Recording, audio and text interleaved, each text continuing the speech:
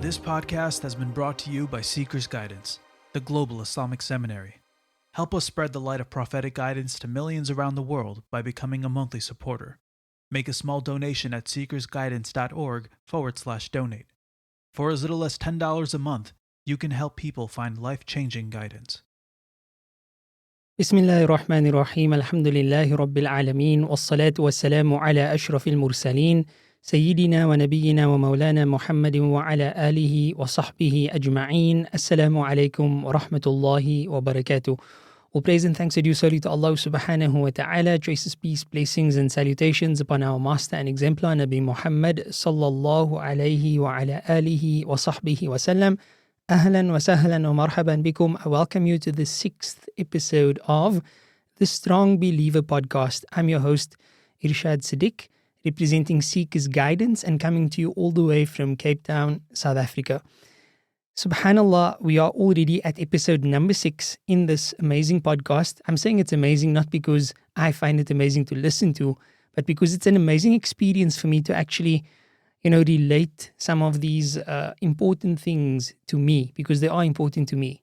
To be able to relate them to you in a way that, inshallah, will be inspiring, I hope, and for you to also follow a similar path, not necessarily in terms of my practices, but in terms of implementing this oft-neglected sunnah of the Prophet ﷺ, which is to look after your health.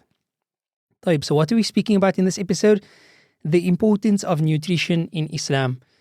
This is such an important topic. And of course, it goes hand in hand with fitness. But it's so important that if you were to ask any expert, they would usually give you a ratio of 90 to 10 towards nutrition being more important than fitness. Now, this equation doesn't mean that,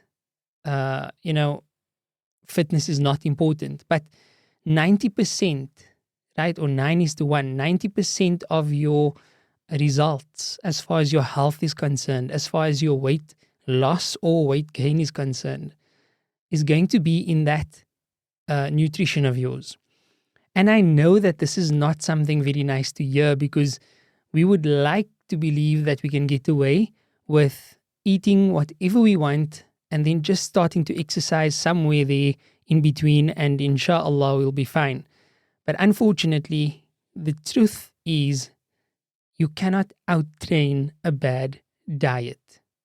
Now, we are not going to be speaking primarily from the perspective of health and fitness in this particular podcast, because this is not just the strong person. This is, of course, the strong believer. And our example is none other than that of Muhammadur Rasulullah sallallahu alayhi wasallam. And our constitution in this venture of ours and every other venture as well is the Quran and the Sunnah. So if we look at the Quran speaks in so many verses. Allah subhanahu wa ta'ala speaks about eating, right?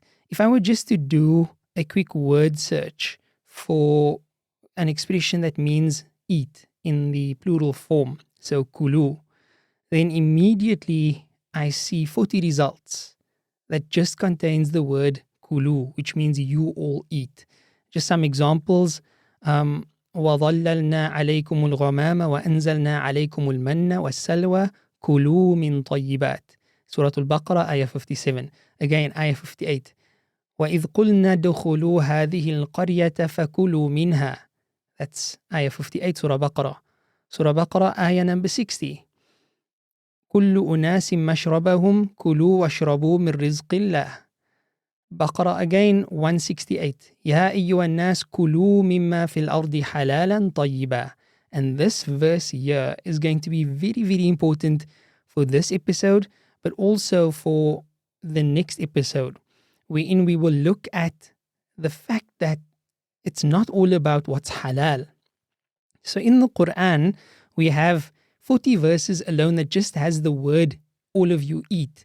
But there are definitely other verses that don't necessarily contain that command verb in that form in the verse, but still verses which refer to eating in some way or the other. What I'm looking at now is the fact that the word alone and this search indicates to us that eating is very significant in Islam. If 40 verses of the Quran contain the very command to eat, with various prescriptions, with various laws that govern how we eat, what we eat, how much we eat, etc. The same thing applies to the sunnah of Nabi Muhammad sallallahu alayhi wa ala alihi wa sahbihi wa sallam. There are so many sunan about eating and drinking that we could fill video after video after video, lecture after lecture after lecture, podcast after podcast after podcast, only on the etiquettes of eating according to the sunnah of Rasulullah sallallahu alayhi wasallam. Of course, some of them we know and they have already become second nature, such as washing the hands before and after eating, eating with the right hand, eating with the hand, eating with the 3 fingers of the right hand, saying Bismillah, saying Alhamdulillah. You know, the list can go on and on. But very important is that we just take a moment to acknowledge the fact that Islam is not just about dhikr and dua and salah. Those may be the most fundamental elements, but Islam is also about how we eat, how we drink, how we look after our bodies. And I think this point is not necessarily stressed enough, that Islam is a way of life. We say this, but getting into the details of what that actually means, I don't think that's done quite enough, and Allah knows best. So we looked at the fact that the Quran mentions eating so many times and speaks about eating in so many more verses. We looked at the fact that there are so many sunan in relation to eating, where we strive to be like the Prophet sallallahu alaihi wasallam, who was the best of examples. This in and of itself proves to us as Muslims that eating is very, very significant, and we should give our eating habits, and that's exactly what they are. They are a set of habits. In other words, in one go, we should look at our nutrition. And our nutrition is going to be very important, not just based on my body and health and disease and so on, but based on the fact that it was emphasized by Allah and it was emphasized by Rasulullah sallallahu alaihi wasallam, and we will look at some examples as well. Then, as far as my spirituality is concerned, there is no doubt that there's a direct connection between our stomachs and our spirituality. In the deeper books of Islamic spirituality, like Ihya Ulumuddin by Imam Abu Hamid Muhammad ibn Muhammad al-Ghazali rahimahullah ta'ala, his magnum opus was a book on Islamic spirituality come sacred law, and he called it the revival of the religious sciences, because herein he combines his knowledge of sacred law with his experience and his knowledge of the ruh and the qalb and the soul. So one of the dimensions that is discussed by Imam al-Ghazali and many other scholars as well is the shahwatain, the 2 desires. Shahwatul batn, the desire of the stomach, which we call gluttony in English, and the desire of the farj, shahwatul farj, the desire of the private parts, which we call lust. These desires, they have a huge impact on our souls. They have a huge impact on our hearts, because this is in essence a form of expression of the nafs. The nafs, what we call our base animalistic self, expresses itself through the desire of the stomach and through the desire of the private parts. Evidence of this, you don't need to go as far as the books of spirituality. It's right there in the basics of Islam. One of the 5 pillars of Islam is wasawmi Ramadan, fasting in the month of Ramadan. And in the fasting of Ramadan, we are taught that fasting has been prescribed for you so that you may attain Allah consciousness. And all that fasting really is, yes, of course, we have so many courses and lectures teaching us that fasting is so much more than abstinence from food and drink. But at its core, those are exactly the elements that fasting utilizes in order to build those spiritual outcomes that we desire, top of the list being taqwallah, having consciousness of Allah, the Divine, subhanahu wa ta'ala. And of course, the question always arises, and many scholars address this year after year: how does eating and drinking, or rather, how does abstinence from fulfilling the desire of my stomach, eating and drinking, and fulfilling the desire of my private parts, intercourse, how does abstinence from those things, which are the essential needs of a human being or a species, how does that lead to taqwa? What's the correlation? Because taqwa is an internal, intangible, spiritual quality, whereas eating and drinking is physical, and our lustful desires also is expressed physically. So what's the correlation? And there are so many lessons, of course, that we can draw from that. But the point, really, what it comes down to is that there's a connection between the private parts, between the stomach or the digestive system, and between our spiritual development. And this is why fasting is so impactful. And this is why the Prophet ﷺ recommended that young people get married, but if they are unable to, that they should resort to fasting as a way of curtailing their unlawful desires. And Allah subhanahu wa ta'ala knows best. And then, of course, we can look at the specifics of eating and drinking in Islam. Why is it so important? From a Quran's perspective, we have already seen the emphasis placed on it. From the Sunnah's perspective, we've seen that so many Sunan are connected to our eating and drinking habits. And this is not even to mention the ad'iyah, right? The Sunnah du'as in relation to eating and drinking. And then, of course, we looked at the spiritual element, which is our connection between our digestive system and our souls, and our spiritual development, of course, from our hearts and our souls.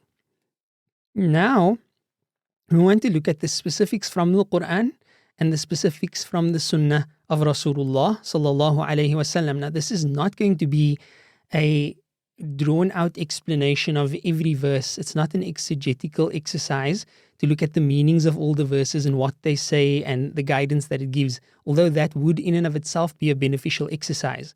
Nor is this going to elaborate on all of the sunan related to eating and drinking from the Prophet sallallahu alaihi wasallam, but rather I firstly want to give a broad overview of what Allah wants from us as far as eating and drinking is concerned, and a broad overview of what the Sunnah of the Prophet sallallahu alaihi wasallam is teaching us about what eating and drinking habits we need to have and abstain from as well.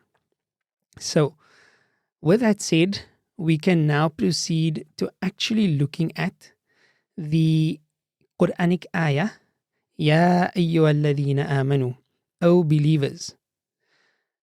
Or rather, no, let's look at this ayah, Ya ayyuhan nas, O people. So it's even broader than believers. Kulu mimma fil ardi halalan tayyiban.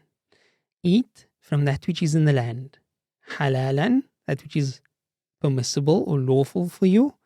Tayyiban, and that which is wholesome. وَلَا تَتَّبِعُوا خُطُوَاتِ الشَّيْطَانِ, and do not follow in the footsteps of Satan. إِنَّهُ لَكُمْ عَدُوٌّ مُبِينٌ, because indeed he is an open and manifest enemy for you. That was the first verse that I wished to highlight. The second one, and there are many, right? Ya ayyuhalladhina amanu, Ya ayyuhalladhina amanu, O believers. So now this is specific. The first one was even more general for all of humanity. This one addresses the believers specifically. Kulu min tayyibat, eat of the tayyib, the excellent things, the wholesome things, the really good quality things. Ma razaqnakum, of that which we, Allah Ta'ala, had sustained you with. Washkuru lillah, and be grateful unto God. In kuntum iyyahu ta'budun, if you truly serve Him alone. These are strong worded ayat. The problem, however, is that in reality, we have actually basically just ignored half of the verse, or half of what the verses contain. Because our focus around the world as an ummah has become what is lawful.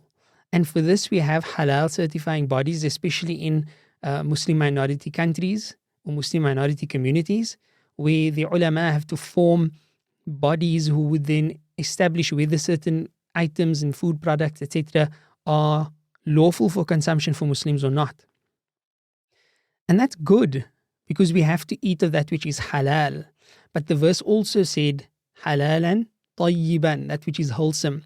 And I have yet to find an organization, be it an organization of ulama or an organization of just, Muslims, a group of doctors or a group of health experts or nutritionists, etc., who can give sound advice in relation to what is considered wholesome. I haven't seen a certifying body like this where you can walk into a restaurant and ask, where's your halal certificate? And then they can point to the wall. And then you can ask, now where's your tayyib certificate? Where is the certificate to prove to me that what I'm going to consume from you, from your outlet, is actually good for me as a Muslim? Because the Quran does not only want me to eat that which is lawful, it also wants me to eat that which is wholesome. This here is a very important point. And I think it's so sad that we have this rich legacy from the Prophet sallallahu alaihi wasallam showing us the connection between our bodies and our souls, but somehow we selectively choose which items of the sunnah we want to follow. And from my own experience, I've seen where gatherings of spirituality, perhaps a gathering of dhikr, perhaps a gathering of learning, etc., everything is Quran and Sunnah, from the way we dress to the way we speak to the way we sit and conduct ourselves. But the moment it's mealtime, then it's as though the Quran says nothing about what type of foods we should eat. And I'm not speaking about the lawful. Of course, lawful food is consumed. But I'm speaking about the fact that people who are actively engaged in learning, teaching, and studying and spirituality wouldn't find any issue whatsoever with running to the first fast food takeaways and purchasing, preserved, filled, fat-filled, deep-fried, processed foods. And there are no hard and fast rules from the Sunnah as to which, items of food we should eat more of, less of. I'm speaking in terms of the food groups like protein and carbs and things like that. Here, the Sharia is very, very flexible. And the general rule when it comes to things not related to religious matters strictly is that the Sharia would give general guidelines, and it would require from us to consult with the experts as to what the specifics are. So you're not going to find the Sharia being very prescriptive about which medicine to take for which diseases. You find general guidelines. But as I said, there's this general guideline also of فَاسْأَلُوا أَهْلَ الذِّكْرِ إِن كُنْتُمْ لَا تَعْلَمُونَ. Ask those who know if you don't know. The problem with asking those who know when it comes to nutrition is that there is quite a lot of contrary theories, contradictory theories. One theory contradicts the other when it comes to nutrition. One day they'll say that consuming fat is like the worst thing for you. Then they'll say, no, consuming fat is good for you, carbs is the enemy. Then, others would say, no, carbs is fine, you should stay away from anything from an animal. And then others would, and the list goes on. And it can really become very overwhelming. So in my own experience, sometimes the easiest and most effective way to navigate this is to stick to the general guidelines of the Sharia without even becoming extreme in any single avenue of dietary advice or nutritional advice, but sticking to that which is kind of agreed upon. There are certain things which are agreed upon, and those are the items that I believe we should focus on. And we'll get to that, I think, in the next episode, and Allah knows best as to how exactly we can navigate. For this particular discussion in this episode, which is episode 6 of the Strong Believer podcast, we want to look at the general guidelines. If you want more information as to how to determine what is halal and what is haram and what is permissible for me to consume and what is impermissible, I highly encourage you to take one of the courses on Seeker's Guidance. We have courses in sacred law for the various madhahib, the madhab of Imam al-Shafi'i, the madhab of Imam Abu Hanifa, and you can find courses aimed at various levels. For example, one of the courses in Shafi'i fiqh would be living right, halal and haram. And in that course, you can actually learn about how exactly to distinguish between what's permissible and what isn't. Before we continue to the questions that were posed as far as what advice about eating and drinking in this age that we are living in can I offer, I'd like to look at a few of the general advice from the Prophet sallallahu alaihi wasallam, a few pieces of general advice from him alayhi salatu wasalam, so that we can sort of gauge for ourselves how important it was for him sallallahu alaihi wasallam and how important it should be for us. And Allah subhanahu wa ta'ala knows best. And in this, I'm not speaking about the etiquettes of eating, like eating with the right hand and so on, but rather the very broad guidelines from the Prophet sallallahu alaihi wa ala alihi wa sahbihi wa sallam. So the Prophet alayhi salatu wasalam, he insisted on eating seated on the ground. He would not recline while sitting on the ground. And there's a lot to be said about the difference in, your body's posture and aiding digestion and feeling full or not feeling full, depending on the posture that you take. So somebody reclined and leaning and, making himself or herself very comfortable and then eating would in all likelihood eat a whole lot more and a whole lot longer than the person who's sitting and sort of in an awkward position on the ground without anything to lean on. This is one of that very general, broad guidelines from the Prophet ﷺ.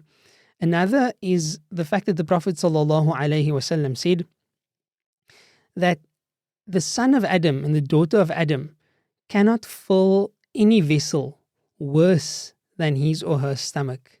It is sufficient for the son of Adam to eat enough to keep him alive.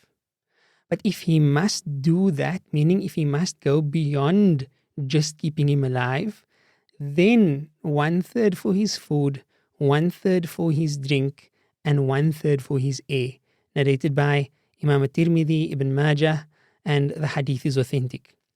This is the basis of how we should go about as Muslims as far as our amount of eating is concerned, right? This is not looking at the different types of foods to eat and the different qualities, etc. This is just looking at the amount. And this is extremely important because the more we eat, it can get to a point where we are eating too much. And if we are eating too much, this is going to be bad for our minds, our bodies, and our souls. How for our minds? Because we are going to develop disorders, and these disorders sit primarily in the mind, where we are going to become addicted to food and we're going to become obsessed with food. Secondly, the body, because if you consume more calories than you burn over time, now calories are basically, a calorie is a measurement of the amount of energy that your body gets from food. So a male adult burns typically around 2,500 calories and a female adult burns about 2,000 calories. That's per day. And this is without any strenuous exercise. This is just general from the morning till the night, 24-hour cycle without burning anything extra. Of course, if somebody, does, sort of exert themselves with exercise or something like that, then they burn more calories. So that's a good way to see how much we actually need to survive. Because every day, to cut even, we should be consuming 2,500 calories worth of food in order to have enough food to burn through for the day.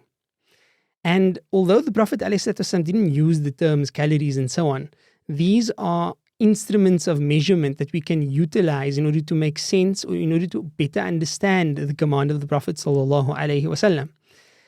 If we go by this advice, then technically we should only be consuming the exact number of calories that we need for that day. The Prophet ﷺ's advice can be seen in that way, in my opinion, and Allah knows best. And it is important to now ask the question, so what happens to the calories beyond the amount that we actually burn on that day? At the physical level, it gets stored as fat. And at the spiritual level, every calorie that goes over and above the calories that we require feeds the nafs. That which does not feed the body, it's rejected by the body because the body has enough. It doesn't feed the body, it doesn't feed the mind, it feeds the nafs. And this is quite a serious matter that is indicated in the hadith of the Prophet ﷺ, that a person cannot fill any vessel worse than his stomach. So to fill that vessel is very, very bad. Why? Because we know already from Ramadan and from the discussion of Imam al-Ghazali that feeding the stomach is feeding the nafs, right? This recommendation by the Prophet ﷺ will keep the body healthy and light, because eating one's full makes the body heavy, which leads to laziness in worship and in work. And the 1/3 is defined basically as that which is enough to get you going. And then if you're going to go over that, again, the Prophet ﷺ shows us how to navigate even an overindulgence. So even an overindulgence should be moderated. Unfortunately, we are obsessed with food in the modern world, right? Every event, every social gathering is about food. People will be very, very upset about this podcast and just switch it off simply because people don't like to hear about food.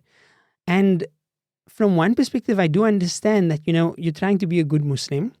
So you do things for the sake of Allah subhanahu wa ta'ala. And because of that, you probably make many sacrifices as well. You don't do haram things that you otherwise would have done if you were not governed by your Islam and if you were not so Allah conscious. And then, you're left with only the halal things, which are great, alhamdulillah. But now when we want to restrict even the halal things, it can become a bit overwhelming and it can become somewhat burdensome, when you start out, because you're going to take away even the halal things from me. So it's very important to understand that we are not speaking about halal and haram. We're not speaking about prohibited and lawful. We are speaking about wanting to be the strong believer, because the strong believer is better and more beloved to Allah subhanahu wa ta'ala than the weak believer, even though there's goodness in both of them. Ihris ala ma yanfa'uk. Be eager, hasten, right, for that which is beneficial to you. Wasta'in billah. Seek assistance with Allah subhanahu wa ta'ala. Wala ta'jiz. And do not lose hope. Do not become hopeless. Do not give up. So it's not just about the basics of halal and haram. If that's where you're at and you're satisfied with piling on the unhealthy habits and just ruining the body that Allah gave you as an amana simply because you believe it to be halal, and that's your choice. But I choose for myself, and I hope to choose for all of you as well, to be strong believers for the sake of Allah subhanahu wa ta'ala. Should you, or could you rather, I should say, could you indulge in something unhealthy or something that's sort of more than your need for the day now and then? Like I said before, there's nothing that stops you. If it's halal and it's not israf, where it would be categorically categorized as, wasting, then I don't think there'd be a problem with that. But when you want to attain higher levels of taqwallah, Ramadan is your model. There is your model that Allah subhanahu wa ta'ala gave you himself, and Allah ta'ala knows best. Now in the final session of the podcast, from this episode onwards, inshallah ta'ala, we'll have a short Q&A with questions that I receive in relation to the topic of discussion. Question number 1. What were the most important changes you made to eating in your health journey? This one is a bit of a tricky one because I kind of get into extremes with things. So I started seeing results. Let's start from the beginning. I started physical training first, at home and by myself.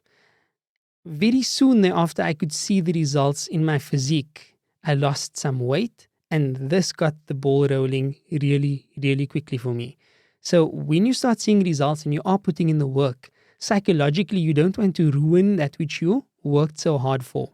So you start navigating slowly towards healthier eating choices, and it just becomes easier because who wants to waste all that effort that they put into the exercise? And that's exactly what I did. Eventually, very soon, I think, not just eventually, but very soon thereafter, I started calorie counting. I don't recommend calorie counting. I don't think it's a good idea for everybody to do. It's certainly not an easy thing to do, but it's something that I needed to do to regulate where I was at the time. So I actually started learning how to count the calories in food, how much calories I needed to consume for the day.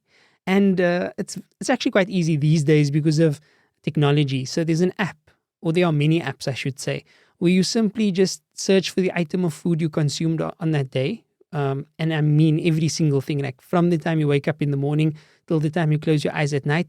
You go and just open up the app. It's actually very easy. And you type in, let's say, one bagel. And I know that's a big thing in other parts of the world. So one bagel. And then it will show you that's the number of calories. And then if you put your total into the app, you can actually track, okay, how many calories do I have left to eat for the day? Did I go over? Which would mean that over time, if I continue doing this, I'm going to gain weight. Did I break even? Which is fine. That means I'll maintain my current physique. And this is without looking at any exercise, right? Or did I kind of give myself a cushion and eat less than I actually burn for the day?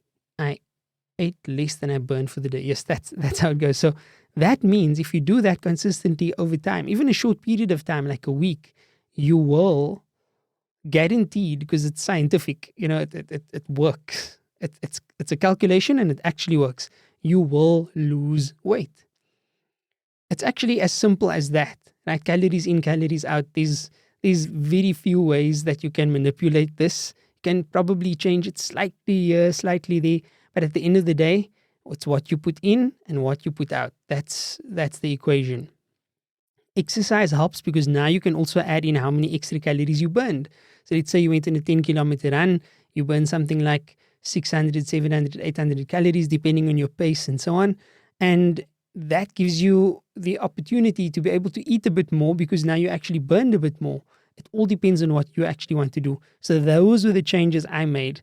And not permanent changes, I have to add. I think I calorie counted for about 3 months. And thereafter, I kind of intuitively knew how much calories something would have. So I didn't need to type something into the app to know that a muffin is about 500 calories because I've seen it so many times before. And automatically now, when I saw muffins, it wasn't, it's a delicious treat. It was, I'm going to have to run like 10 kilometers to burn off that one muffin. Is it really worth it? And that's the main change that I made, or at least the change that made the most difference. I think everything else kind of followed that, and Allah knows best. Second question is, what basic plan can somebody else implement to make a change? This is a very good question. I think the first change I'd recommend people to make is the easiest change, right? The small change. What does that refer to? For most people, this would mean cutting out your sugary, fizzy drinks and juices. So just change everything you drink to either water, tea, coffee with no sugar in them, or sugar replacements, ideally no sugar. And if you are going to drink anything besides water, tea, coffee with no sugar, then you could perhaps have a sugar-free drink, but know that that's not the best thing for your health. Initially, though, it helps if you've been an addict of fizzy drinks and the like. And fruit juices are just as bad as the worst fizzy drinks as far as sugar content is concerned. It may be a much more wholesome thing to consume because it comes from fruit. But remember, there's a big difference between concentrated fruit juice and consuming a fruit. For you to consume 6 or 7 oranges would be quite a mission. Yet there are far more oranges than just 6 or 7 in one glass of orange juice. There are probably something like 10 to 12, maybe more oranges in one glass of orange juice. So that just gives you an idea of how concentrated the sugar levels are in your fruit juice. So those are some of the easiest changes that one could make. In addition, if you're eating breakfast, lunch, supper, and dessert twice a day or snacks 3 times a day, don't cut down first thing on your breakfast, your lunch, and your supper. Continue those things as per normal, but cut out the snacks or find alternatives for the snacks. And this includes, not eating the cake and not eating the sweets and the chocolates and so on, but rather finding healthier alternatives. And there are many examples of this, but this is not, I don't think that's going to be part of the answer. And so what basic plan can I implement to make a change? If you can make those changes, they will have a profound effect over time, of course, on your health. And the important thing to understand in a health journey is that it's not a diet. It's not like, okay, 6 months and then I'll be there and then things can go back to normal. It's a commitment for life. I'm done with my unhealthy ways and I want to be a strong believer for the sake of Allah subhanahu wa ta'ala.